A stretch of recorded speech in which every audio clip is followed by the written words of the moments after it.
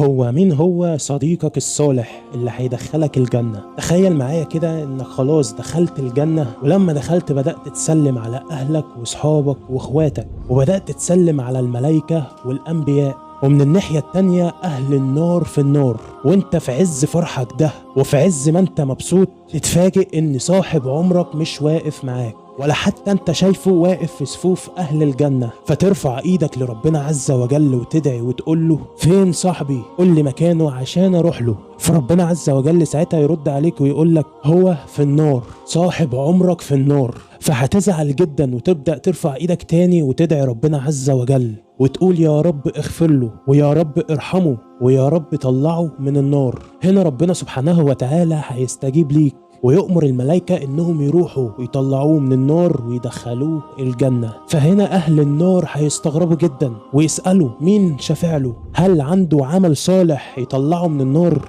الملائكة ترد عليهم وتقول لهم لا. طب شفع له الانبياء؟ فالملائكة ترد عليهم برضو لا. طب مين شفع له؟ فيرد عليهم الملائكة ويقولوا لهم صديقه الصالح. اهل النار هنا هيندموا اشد الندم ويبدأوا يقولوا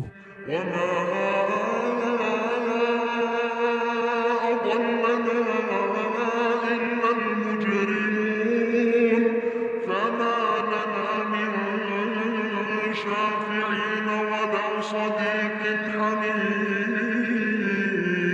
ما لنا من شافعين ولا صديقا حميم. فعايزك تختار صديقك الصالح ده من دلوقتي، او كون انت الصديق الصالح ده.